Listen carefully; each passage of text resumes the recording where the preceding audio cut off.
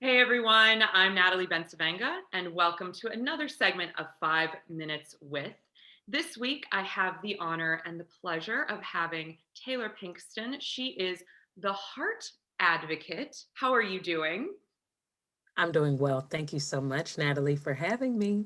Thank you so much for being here. So, for people that may not know, what does it mean to be a heart advocate, the heart advocate? The heart advocate. I am a self-love therapist, speaker, activist. Um, the heart advocate is all about sharing your truth, building coping skills, using self-love as a coping skill for mental health and healing, Mhm. um, and just normalizing how important it is to love ourselves and to use compassion over perfection. Mm. And I am very much active in that conversation. And I think that self love is a coping skill and we need to use it more. How did you find yourself in this space when you were growing up? Were you always advocating for yourself, or was this something that came later to you in life? My mom was an advocate for other people, she Mhm. was a helper and a healer. Mhm. Um, I grew up with the childcare in my home. So my mom was always a people person. Mhm. And she actually is a counselor here and now in her life. I'm a therapist, so we do our thing as mother and daughter. But I would say the advocate was always there Mhm. in me. What was not always there is believing in my um, power, like Mm. knowing my essence and my value. Mm. Even though I had a mom who, took care of herself and, I saw her advocate for herself as a woman and as a Black woman. I still had moments where I doubted my abilities and doubted myself. And college really showed me those Mm. gaps. Mhm. That's when I was fully aware that, oh, you are people pleasing and you are Mm. settling and ooh, like relationships became so much more important than the relationship that I had with myself. Um, and that's kind of what triggered it. I was graduating with my master's in social work, found that I was pregnant with my daughter, was in a toxic relationship with her father at the time. We both were just not taking care of ourselves and doing what we needed to do. And then, finding out that we were pregnant added more stress. On top of that, and through trying to make it work um, while not healing ourselves individually, Mhm. um, and getting that master's in social work, I felt like I should have it all together Mhm. and shouldn't need therapy in my own life. And that became clear that I needed to be transparent and raw and honest with myself about where I was as a human and stop putting myself on that perfection pedestal. So I Mm. called the therapist, I started therapy, had my daughter, and did a Google search for self love, found the Path of Self Love School, and it changed my life.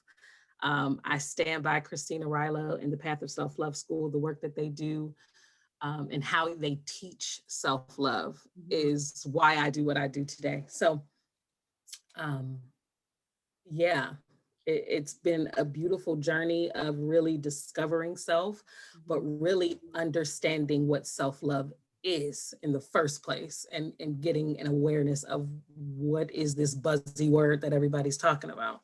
Well, and that was part of the reason I wanted to have you on. Speaking of this term, when you think of self-love, what is it? Because I think it's different for everyone, but I do think that it's been a little bit commodified and commercialized and whitewashed. And so when you think of self-love as a healer, as a Black woman, what does that mean to you?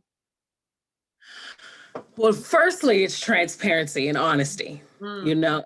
It's being honest with yourself, asking yourself the tough questions, knowing who you are not, accepting those things about yourself, accepting your past, present, your body, your beauty, your mental health, like accepting self, and then throwing some care and some compassion and some trust and some empowerment and some respect and honor on top of it.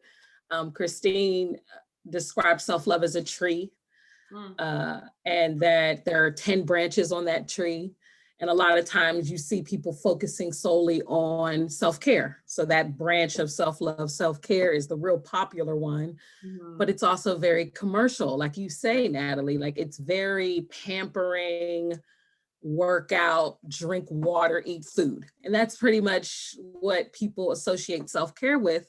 But Mhm. there's emotional care and social care and practical care and spiritual care. Like there's so many other types of self-care, just like there's, different ways that we love on ourselves through these branches of self-love.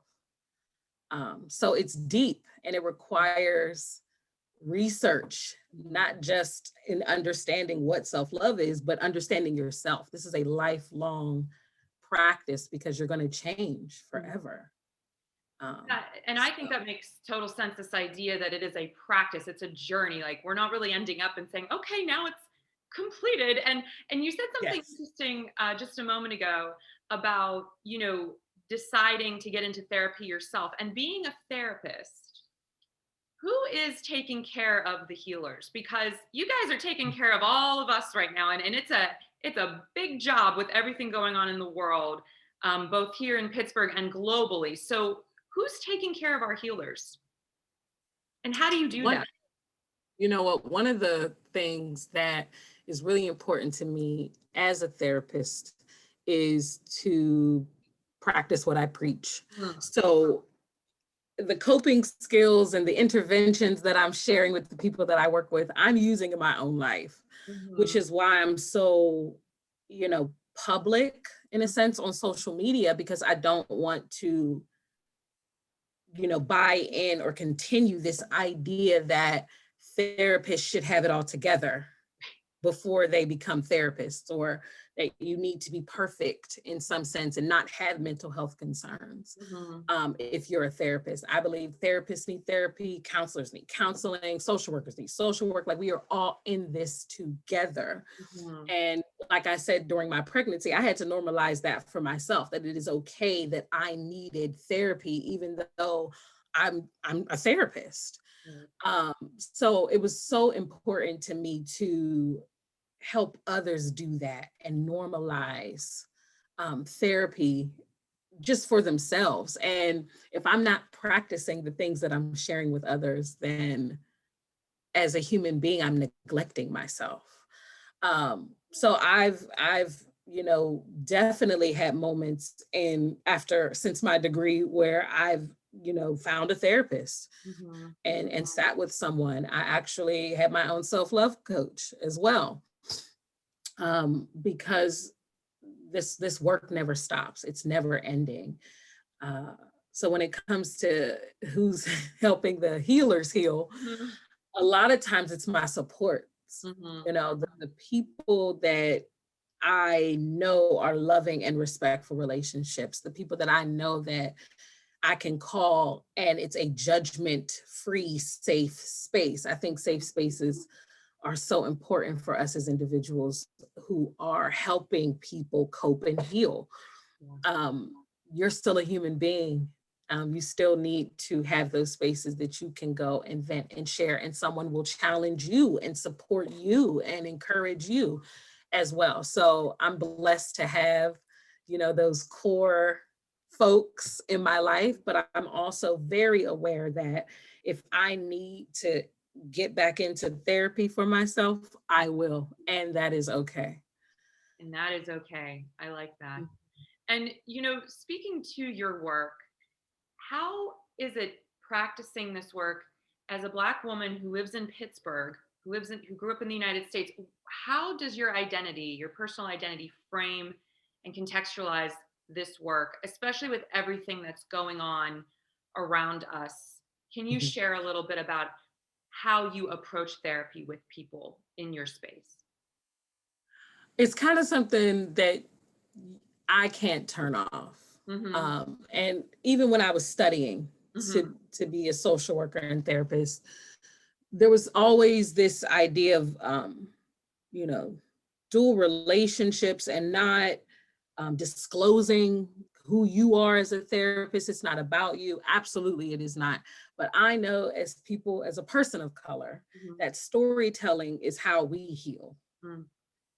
That's why, going to church, going to family, Mhm. when we're struggling is more common than finding a therapist because we connect through that storytelling. Mhm. So every time I would hear that from my professors or just anybody with their license or just, even supervisors, it kind of went in one ear and out the other because how do I not tell someone that I am working with and connecting with that I too struggle with depression prenatally? Like, how do I just look at this mom and never say that I had been in that experience as well? Mhm. So I'm more holistic in that sense, which is why I call myself a self-love therapist, Mhm.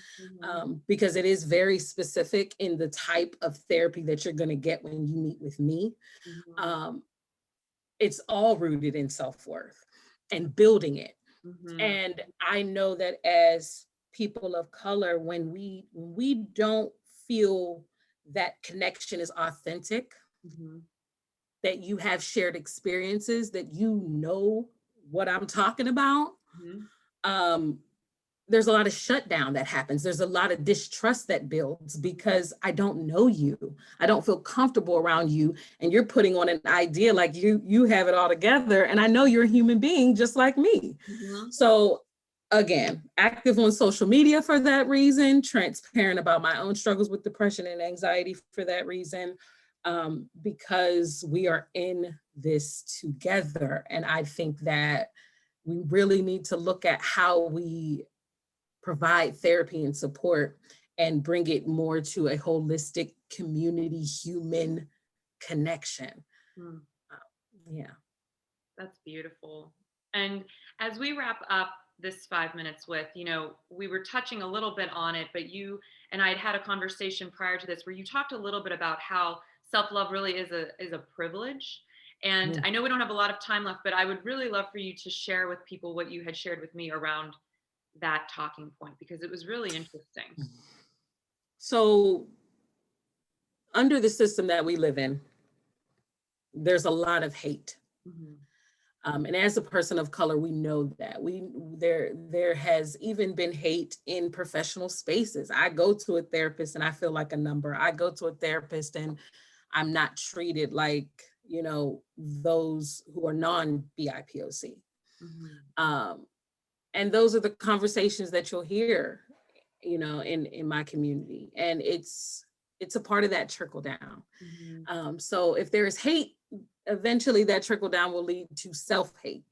Mm-hmm. And it, it it's a shame, but the reality is the color that we see is on a spectrum of this privilege, Mm-hmm. of loving yourself and knowing yourself. If you have that opportunity to know what self-love is, to be able to see that growing up, to practice it, there is privilege in that space Mm-hmm. because a lot of us were stripped of the opportunity to believe in ourselves and to believe that we are able to do and be anything that we want to be, that we can trust ourselves and express ourselves and be empowered. When you're living and you're constantly hitting a barrier because of how you look, Mm-hmm. because of your race Mm-hmm. or ethnicity, how can you believe in yourself? How can you have the esteem? How can you have the compassion for yourself and, you know, fully and freely allow the world to see you if the world keeps telling you you're not good enough? So self-love is a privilege, and it's why I'm very intentional on creating spaces that are free. Mm-hmm. The Healing Over Everything is a group that I have on Facebook. It is free. We talk about this stuff in that space Mm-hmm. all the time because not everybody can afford Yeah. to meet with me for a one-on-one self-love therapy session. Mm-hmm. So there's tons of privilege. So if you're hearing this, you're privileged, Mm-hmm. Mm-hmm. even here now. Mm-hmm. Um, because it's not taught in schools, it's not taught in homes, it's not being taught in churches. Self-love is not everywhere. So if you got it, you're privileged. Taylor, I so appreciate you taking time to educate and enlighten me and my audience. This was so amazing. I appreciate you being here in Pittsburgh doing this incredible work. And thank you so much for spending a little bit more than 5 minutes with me. Thank you, Natalie. Thank you.